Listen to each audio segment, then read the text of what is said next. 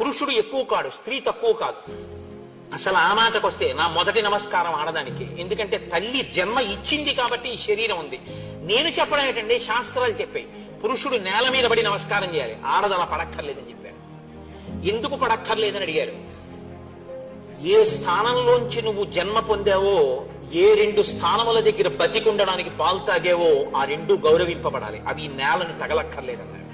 అందుకే ఆడది నేల మీద పడి నమస్కారం చేయదు. ఆడదానికి శాస్త్రాలు అంత పెద్దపీట వేసి గౌరవించేయి. నేను గౌరవించడే, శాస్త్రం నమ్మాను కాబట్టి నేను గౌరవిస్తున్నాను.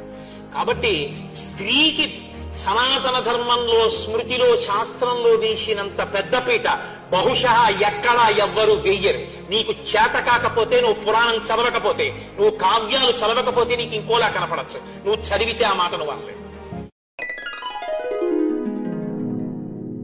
పురుషుడు ఎక్కువ కాడు, స్త్రీ తక్కువ కాదు. అసలు ఆ మాటకు వస్తే నా మొదటి నమస్కారం ఆడదానికి. ఎందుకంటే తల్లి జన్మ ఇచ్చింది కాబట్టి ఈ శరీరం ఉంది. నేను చెప్పడం ఏంటంటే శాస్త్రాలు చెప్పాయి పురుషుడు నేల మీద పడి నమస్కారం చేయాలి, ఆడది అలా పడక్కర్లేదని చెప్పారు. ఎందుకు పడక్కర్లేదని అడిగారు. ఏ స్థానంలోంచి నువ్వు జన్మ పొందావో, ఏ రెండు స్థానముల దగ్గర బతికుండడానికి పాలు తాగావో ఆ రెండు గౌరవింపబడాలి. అవి నేలని తగలక్కర్లేదన్నారు. అందుకే ఆడది నేల మీద పడి నమస్కారం చేయదు.